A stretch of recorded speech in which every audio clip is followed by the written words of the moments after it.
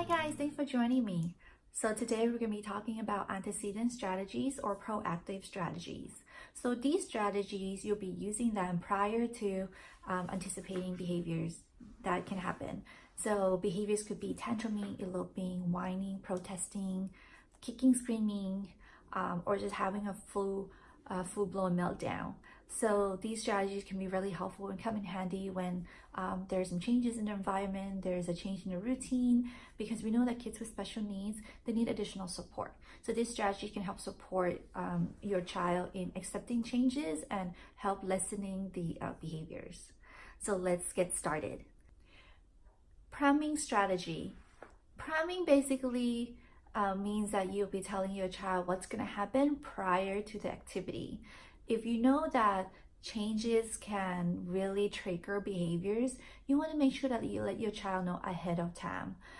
So I would recommend doing that in the morning. If there's going to be change in the evening, let's say when you pick him up today from school, we're going to Target, so we're not going back home right away. So you want to let your son or your daughter know that, hey, when we get back from school today, we're going to go to Target and we're going to come right back home. So that's in the morning. When you pick him up, you will also say the same thing. Hey, remember I told you this morning that we're going to head to Target and pick up some stuff, and then we'll come right back home.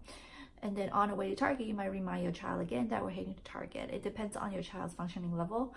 And so that can really prevent behavior from happening, because I know some of the clients I work with, when I just throw in surprises or do something that's unexpected, they have difficult time coping. And that's just how their brain works. You know, it takes time to develop flexibility.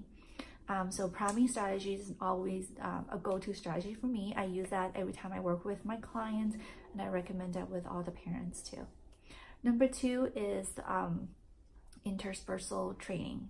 Interspersal training basically is a teaching style that we use where we mix in easy tasks with difficult tasks. So let's say you know that your child hates doing math or writing. So what you want to do is you want to mix in easy tasks like maybe drawing, maybe playing with Play-Doh, maybe doing some easy worksheets. Then you can throw in some math, because we know that, you know, we want to make a connection between work and getting good stuff, getting reinforcement, right? So if it's always work with no reinforcement, or doing that preferred work back to back to back, some kids might make the connection between homework and aversive activities, right? So they see homework, it's become aversive, they run away. So we want to make non-preferred activities very enjoyable and reinforcing. So I recommend interspersal training approach, which means that you can mix in 2 easy tasks with 1 difficult task, and then you can kind of decrease the preferred task. So it can be later on 1 easy task, 1 difficult task.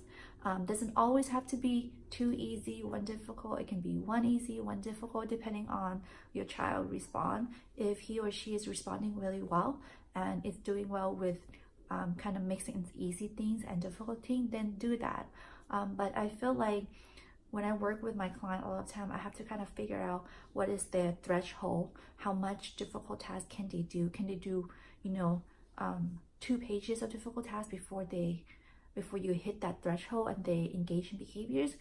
Then you want to reduce the amount of pages in the worksheet. So I might do a baseline and see, hey, he or she can only do 1 page before they start engaging in behavior, then I'll stick with 1 page. And it's something that we can build on. So this is not all or nothing. You can always build on the skill. The third one is choice making. And it's just as it sounds like, choice making. You want your child to be able to pick and choose what he wants to do.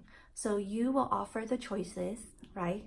Like 2 choices usually. Do you want to take out the trash or wash dishes? Because we have to do our chores today. And your child might pick something else. And you're like, no, we have 2 choices. Take out the trash or wash dishes. And so your child will feel like he or she is in control, and that he has choices to pick from. But then you set out what choices to choose. Okay, so instead of telling him go take out the trash, and then get into this argument or power struggle because he's the one to take out the trash, you give him two choices. You want to take out doing this. I mean, you can do three choices if you want, but basically you're in control of the choices. So that can also help eliminate some of the behaviors. Number 4, reinforcement. Reinforcement is so important. I'm talking about positive reinforcement. If you don't know what that is, there's tons of information out there if you look at positive reinforcement. And in ABA, we use reinforcement the first day we start seeing our client. So what that means is that you're going to be providing lots of things that they enjoy doing, right? Prefer activities, positive attention. And sometimes you might just do that when they're not even doing anything because you want to build that relationship and that bond. So if your child having a lot of behaviors, they might be missing reinforcement throughout the day. So you might increase their contact with reinforcers a little bit more. So if they enjoy spending time with you, or if they enjoy going to the park, or they enjoy watching their favorite show, although I do caution when you do electronics and using iPad or TV, you don't want to overdo it because then your child become addicted to technology. But I'm all for relationship bonding and attention and doing activities that are hands-on and sensory activities as well. So do more of that because you'll see a decrease in problem behaviors if your child's getting more of the reinforcer that they need. Number 5, functional communication training, or FCT. FCT is really important because you're going to be teaching your child to communicate to help him get his needs met. So if he doesn't get his needs met, then you're going to see problem behaviors throughout the day, throughout the week, throughout the month, because he can't explain what he wants. He wants something, he can't tell you. So it's important for you identifying whether it's going to be vocal or verbal communication, or it's going to be signing, or is it going to be using pictures or iPad or tablets. There's apps on there as well that you can use to help your child communicate. And it's important for you to reinforce their communication as well. So if your child is signing drink, you want to make sure you give your child the drink, not give him something else, right? And if your child is signing, help or more, you want to make sure you are responding to whatever they're asking, because you try to teach the connection between when you communicate or when you do something, you're going to get something. And if your child is just starting to speak, any simple word or simple sound, you will also honor that as well.